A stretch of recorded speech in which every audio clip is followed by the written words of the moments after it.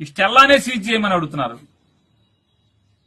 ఈ స్టెల్లా పేరు కాకుండా ఇంకోటి కెన్స్టార్ అని ఒకటి ఉంది సముద్రంలోనే.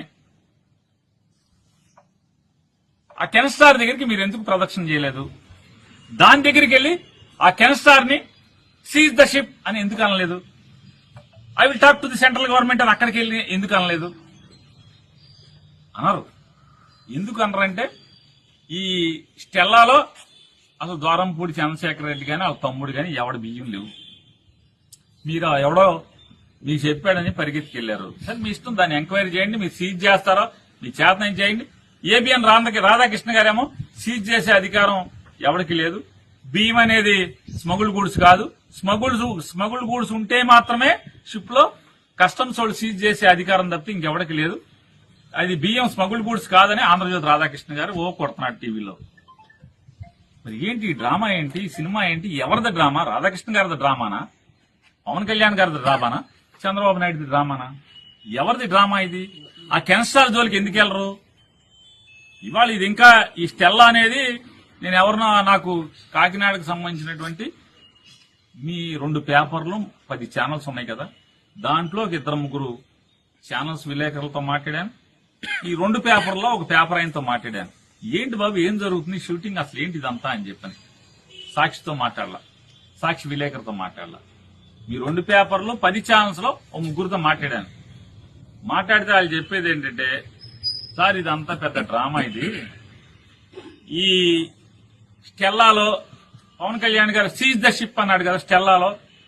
ఆ స్టెల్లాలో దగ్గర 36 మంది ఎక్స్పోర్టర్స్ కలిసి 35,000 టన్నులు ఎక్స్పోర్ట్ చేయడానికి దాన్ని తెచ్చుకున్నారు.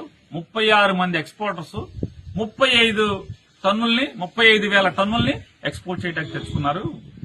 మనిషికి 1000 టన్నులు రమారమ్మి 1000, 1500, 500 టన్నులు ఒక్కొక్కడికి ఒక మాక్సిమం 400-500 టన్నుల నుంచి ఉన్నారు ఒక్కొక్కళ్ళు. ఇప్పటికి ఒక 3,000 టన్నులు లోడ్ అయింది. ఇంకా 32,000 టన్నులు లోడ్ చేయాలి. కానీ కెన్స్టార్ అని ఉంది. అసలు సినిమా అక్కడ ఒకే వ్యక్తి, ఒకే ఎక్స్పోర్టర్ 42,000 టన్నులు బియ్యాన్ని ఎక్స్పోర్ట్ చేస్తున్నాడు. ఈ 2 అక్కడ లంగరేసి ఉన్నాయి, 2 లోడ్ అవుతున్నాయి. ఆ కెన్స్టార్ కి మాత్రం వెళ్ళరు. ఈయన కెన్స్టార్ కి ఎందుకు వెళ్ళరంటే, ఆయన సీను అని చెప్పని సాక్షాత్తు ఆంధ్రప్రదేశ్ రాష్ట్ర ఆర్థిక శాఖ మంత్రి వియ్యంకుడు కోడలు తండ్రి వేల్పూర్ సీను ఏదంతా నాకు వాళ్ళే చెప్పారు. ఆ పేర్లన్నీ కూడా తగిలింది నాకు. వేల్పూర్ సీను ఈ రాష్ట్ర ఆర్థిక శాఖ మంత్రికి వియ్యంకుడు. అతను ఒక్కడే 42,000 టన్నులు ఒకే షిప్ మొత్తం ఇది 35,000, 36 మంది 35,000 టన్నులు 36 మంది లోడ్ చేసి బయటకు ఎక్స్పోర్ట్ చేస్తున్నారు. నైజీరియాని అక్కడికి వెళ్తుందంట ఆ వేల్పూర్ సీనుది. ఆ వేల్పూర్ సీను ఒక్కడే 42,000 టన్నులు ఎక్స్పోర్ట్ చేస్తున్నాడు. ఏ దాంట్లో ఉండవా? దాంట్లో లేవా అంటున్నా? దాంట్లో దొంగ బియ్యం లేవా? పీడీఎస్ బియ్యం లేవా? దాంట్లో చూశారా? చూడరా? ఏ వేల్పూర్ సీను అయితే మన కళ్ళకి గంతలు కట్టేసుకుంటారా? అంటే గుర్రానికి కళ్ళకి గంతలు కడతారు, రోడ్డు ఎంబటి వెళ్ళాలి, అటు ఇటు చూడకూడదని. అట్టా చంద్రబాబు నాయుడు గారు ఏమన్నా గంతలు కట్టాడా? అసలు మిమ్మల్ని షిప్లోకి పర్మిషన్ ఇవ్వకుండా ఆపిన వాళ్ళు ఎవరు? పర్మిషన్ ఇవ్వకుండా ఉన్నది 2, అంటే పర్మిషన్ ఇచ్చేది 2. ఆ 2 మీతో బోట్లో ఉన్నారు. మరి ఎందుకని పర్మిషన్ ఇవ్వలేదు?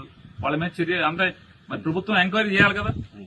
ఈ రాష్ట్రానికి ఉప ముఖ్యమంత్రి తర్వాత ముఖ్యమంత్రి రాని పర్మిషన్ ఇవ్వకుండా జిల్లా కలెక్టర్నేమో పర్మిషన్ ఇచ్చి పంపిస్తారా?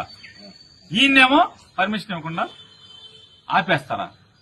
అంటే కరేపాకు లాగా వాడుకుని ఎలక్షన్లు వాడుకుని వదిలేస్తారా? ఏంటిదంతా ఈ తంతు? మీరు కెన్స్టార్ దగ్గరికి ఎందుకు వెళ్ళరు?